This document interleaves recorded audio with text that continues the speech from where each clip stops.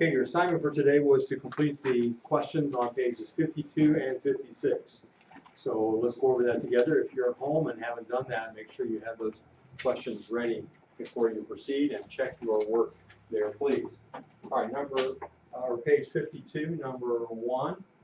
And let's see, did we write these in complete sentences? Yes, I thought so. So read me the answer to number 1 and we will have the entire plot. Let's start with Amelia. The basic political unit. Are we on page 52? Oh, 52. Yes. Okay. The earliest center of civilization in the Aegean region was located on the island of Crete. That's correct. Crete is the right answer. Any questions?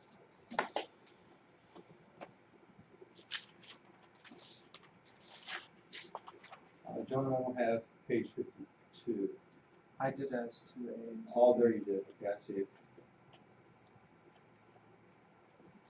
2A is page 52 then. Okay.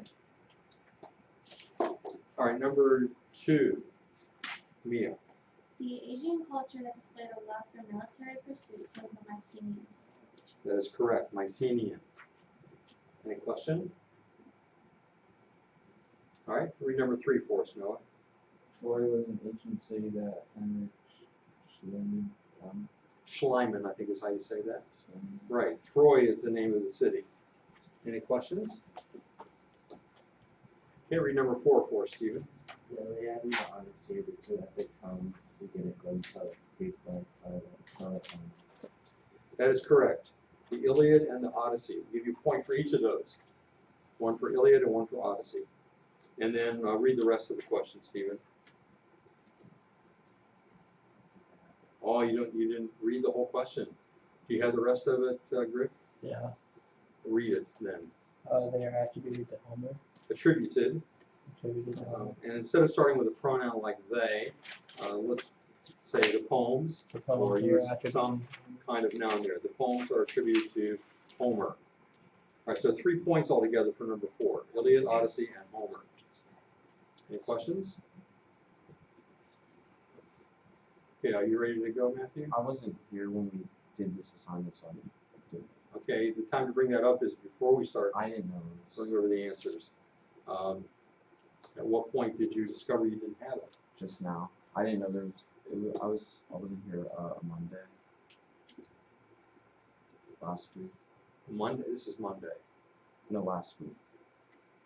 This was assigned on Friday. Or was on Friday. 56 was Friday, but 52 is earlier in Okay, on the board though, it's always there. So you can either do it as a late grade or I don't want to count it wrong. Probably better to do it as a late grade. So go out in the hall and finish it. If you don't have an assignment due on time, it is late, and you get 15-point reduction. All right, so I guess we're over to Amelia. Now that we have gone through almost all the ones on page 52. Do you have page 56 now? Yeah, I have that done. All right, we'll just top off your ears for a moment while we do the last question because we got through almost the whole page while you were sitting there not able to find it. Amelia. The Greeks held national religious festivals every 4 years at Olympia, the site of the temple of Zeus. Physical contests thought to please the gods became the chief feature of these festivals. The Olympic Games, as they became known, attracted competitors from all over the Aegean world. Or you could have just said the Olympic Games. That was quite a bit of information there, Amelia. That was almost like you find a whole Wikipedia article, I think. Good job of doing it, but you did more than you needed to. All right, so any questions about that answer? Okay, let's go to page 56 then.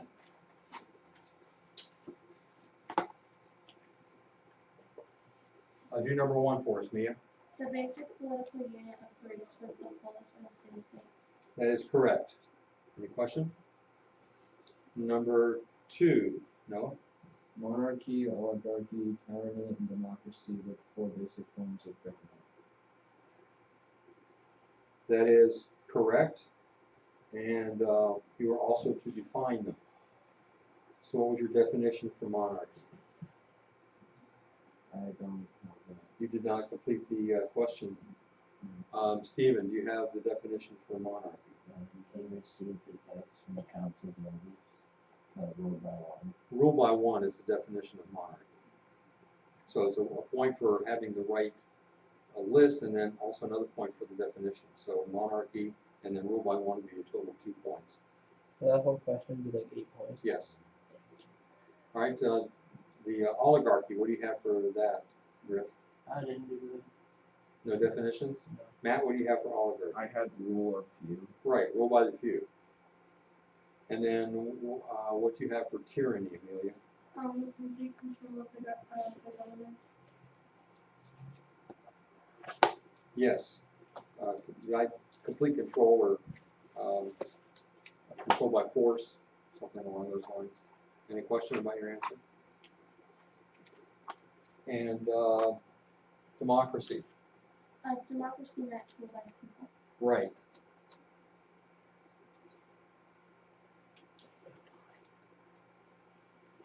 Any question?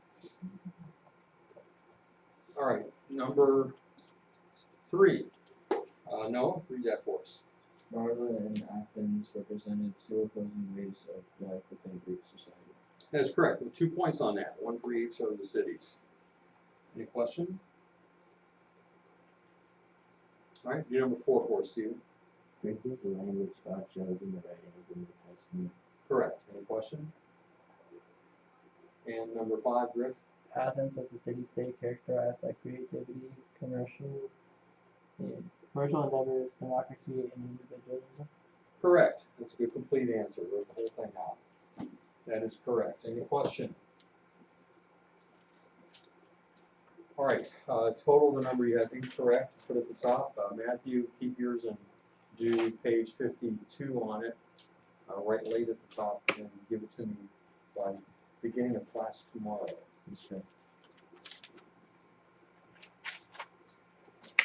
Put the number incorrect at the top, circle it, and I will collect it to record them in the book.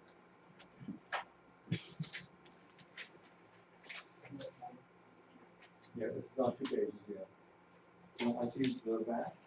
No, I didn't know if you wanted it or not. No, you can use the back of the page.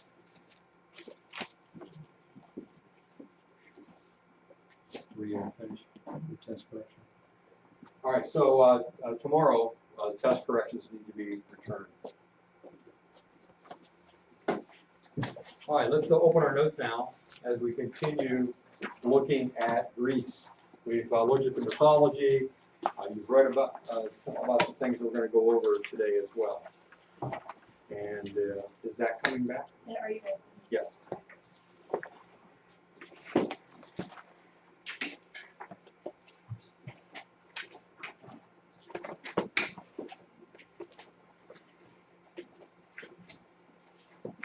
If you look at the map of Greece, what stands out to you? What's your first impression when you look at that map? A lot of cities. And we know that city-states were the predominant political feature of Greece. Now, why are there so many cities? Compared to other places we've looked at, why are there so many cities?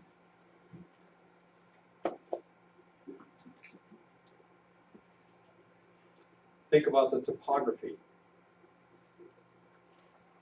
You know the word topography? How does the topography lend itself to there being a lot of cities?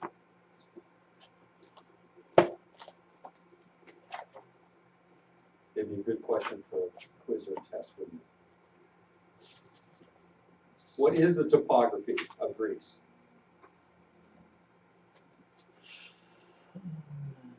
How would you describe the topography? Do we know what is topography? Maybe we need to go back. I thought maybe you knew topography. You studied that before in middle school geography, I suppose. What is topography?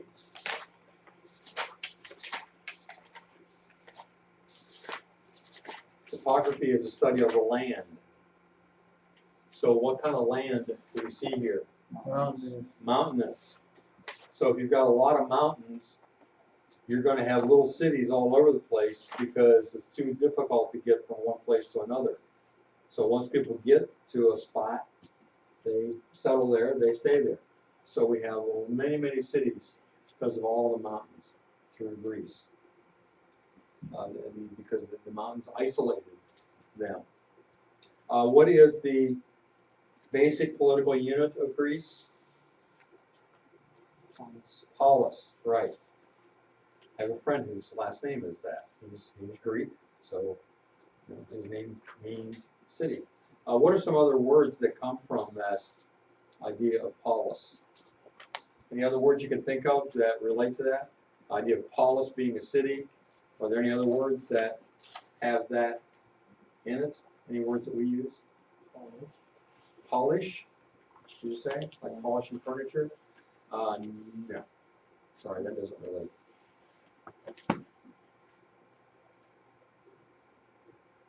You can't think of any words that have P-O-L-I-S or P-O-L-I-C that might be related to the idea of the city? Do I need to spell it out for you? How about P-O-L-I-C-E? Police. What was that? Is that his place? Do I need to get some first graders up here to teach us how to Police. spell words? Police. What is it? Police are the people initially that watched over a city. Question. They're police. Can you think of any other words now that we've gotten started?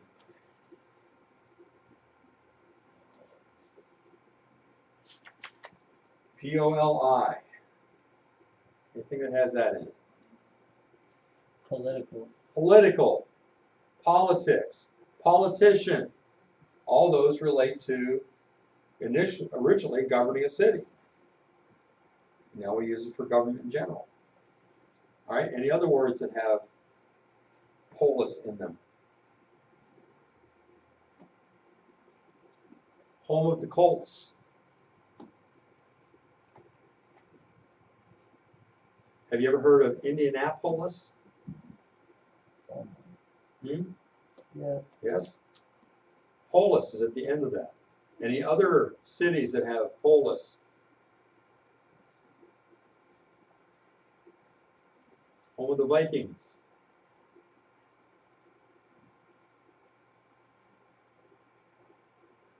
Let's say Scandinavia. I mean the football team Vikings. Minnesota. And they play in what city? Minneapolis. Minneapolis. Another polis. All right. Can anybody come up? So far, I think you've come up with what? On your own, without a hint. Well, one, maybe two things. Any other cities with polis?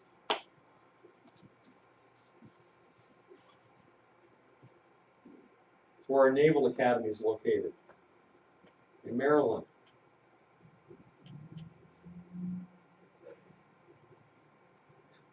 Annapolis. You ever heard of that? Annapolis?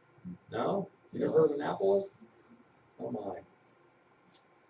Okay, well, those are some examples of how the Greek word polis has become part of our language.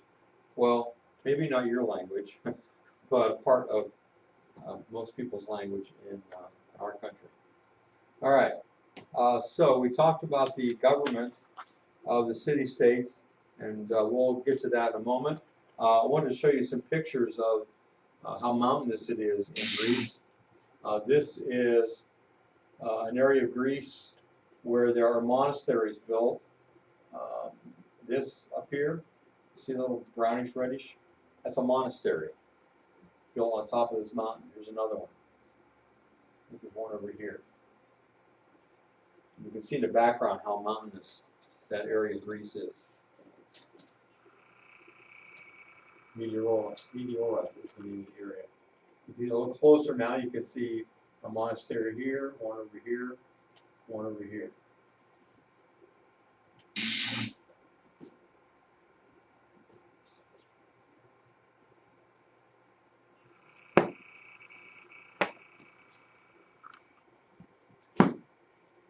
One over here. That's looking down from one of the monasteries on the rock formations below.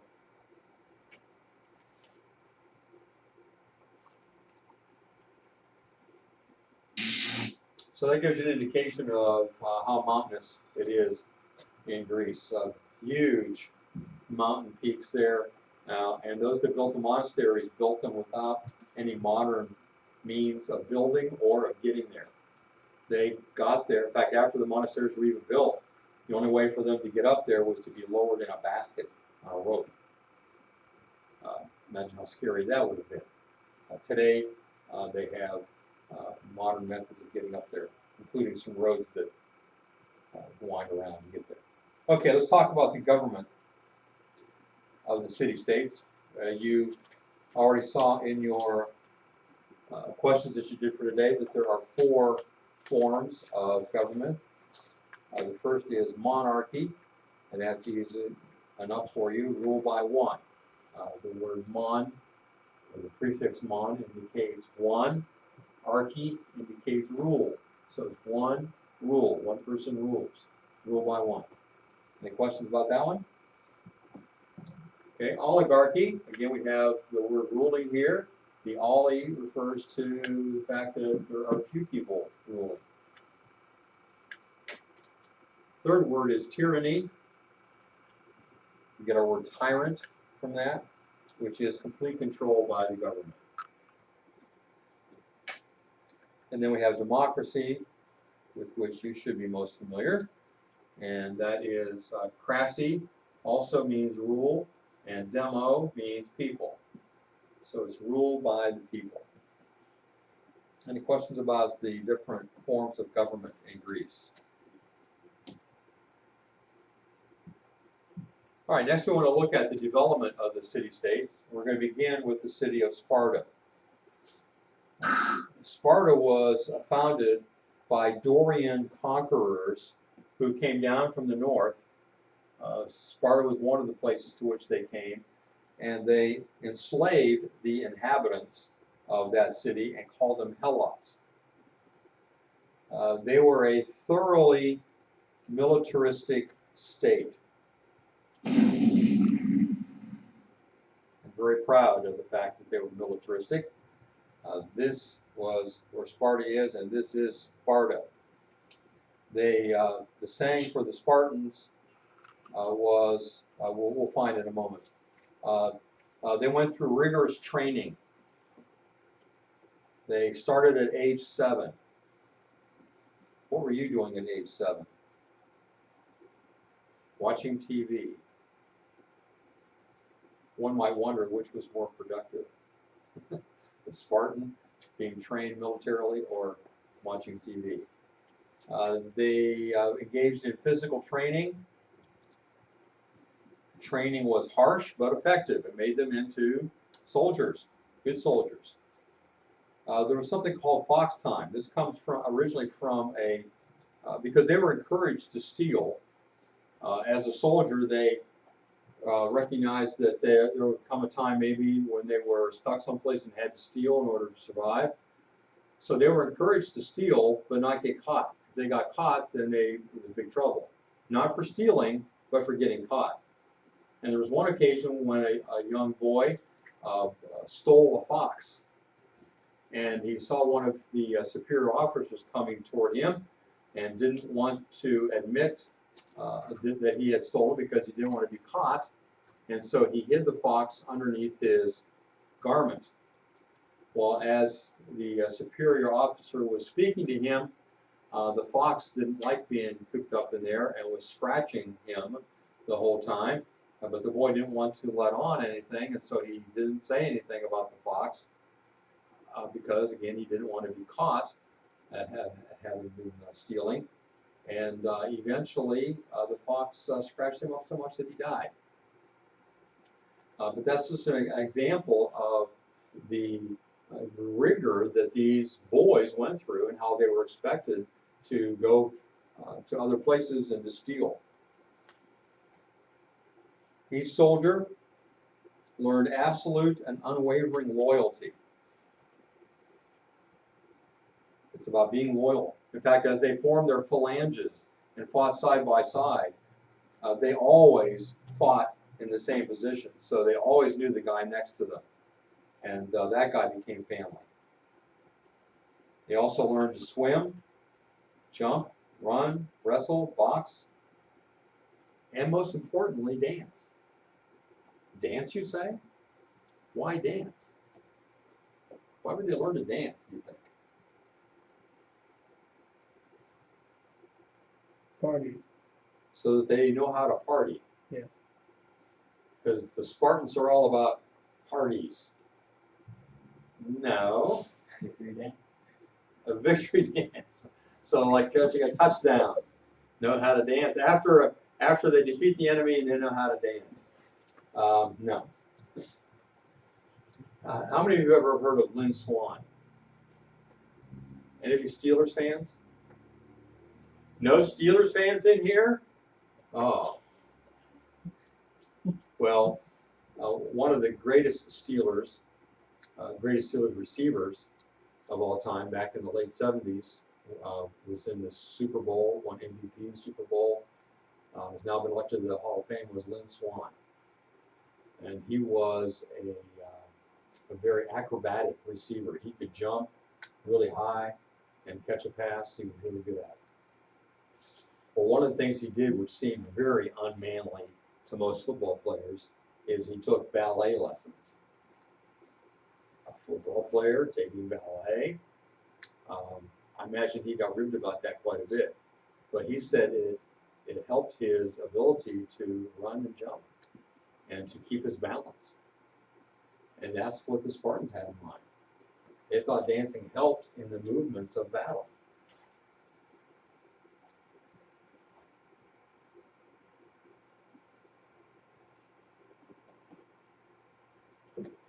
And there was an expression. Spartans do not ask how many, but where. If it's going to battle, they don't ask how many is in the other army. That doesn't matter. Just where do we go? Where do we show up to fight? That's what it's all about. So that's the training. Some more information about the Spartans is that, of course, we know they were expert warriors. At the age of 20, they were named fully fledged warriors, starting at the age of 7, going up to age 20. They knew only one home and family. That was the barracks and their unit. Now, when they're 7 years old, they're taken away from their families, and from that time on, they live in the barracks with other soldiers. When they become a full-fledged soldier at 20, at some point after that, they can get married and have a family, but they continue to live in the barracks. Their true family are the fellow soldiers. Girls were also given rigorous training to become mothers of healthy children. They wanted healthy children born. In fact, if a child was born that wasn't healthy, they would simply leave it to die. And that included girls, because they wanted the girls to be healthy, to bear healthy children, to bear strong people that would create good armies. The women were regarded as, by people in Greece, as the most beautiful in all Hellas or Greece, and as tough in spirit as the men. And there are some who say that the Spartan people were the freest in all Greece. I'm not sure the person who put this together what they were thinking, because there were a lot of restrictions on people in Greece. Free from being taken by others, possibly. I mean, they weren't conquered by, very often. So in that sense, they were free. But individually, they didn't even look at themselves as individuals. They looked at themselves as being part of the whole. They're part of their phalanx. They're part of the army. They're part of Sparta. The mothers were tough. Mother would say to her son, come back with your shield or on it. Meaning what? Her son's leaving for battle. She says, come back with your shield or on it. Alive or dead? Yep. Either come back with your shield, that you fought a good fight, or come back dead on your shield. That was the attitude. All right, let's look at the society and classes in Greece. They had an oligarchical form of government. They had 2 kings that ruled the city, but a 28-member council of elders limited the power of the kings. They didn't want anybody to get too powerful. These men were recruited from the highest social class, the aristocratic Spartiates. Aristocratic Spartiates. That was what the highest class of men were called. They were kind of like medieval knights. The Spartiates were a class of military professionals who lived the bulk of their lives in the communal barracks. So they rarely saw their wife and children. So their lands were farmed by slaves, which left them free to pursue the arts of war. Beneath this highest class was a middle class called the Perioeci.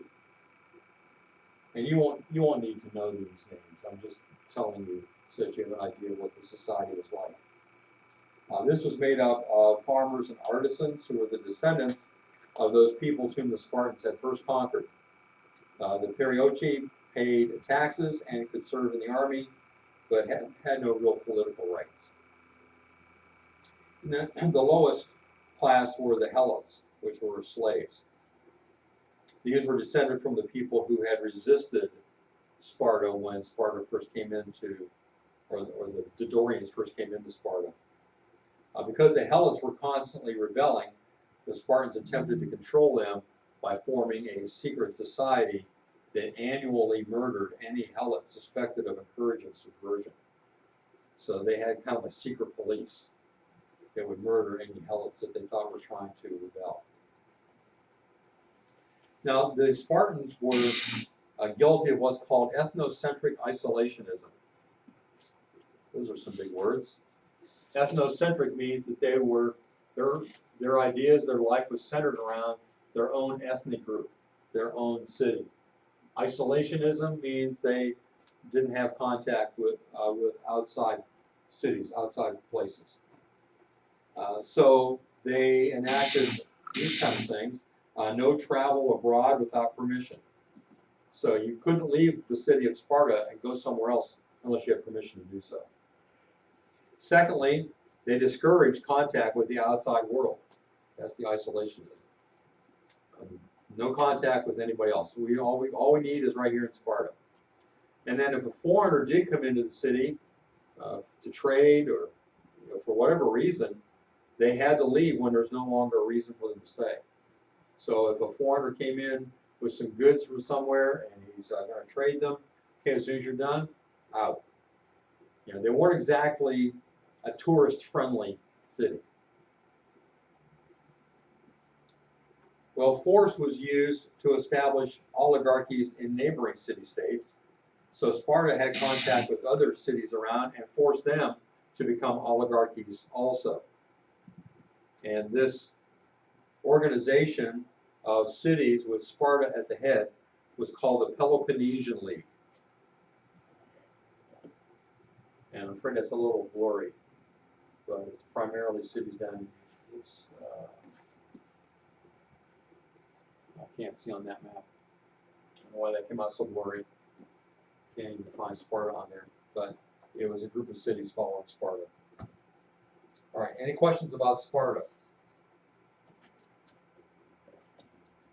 All right, tomorrow we'll move on to Athens, but in the meantime, I want you to read a little something about Sparta.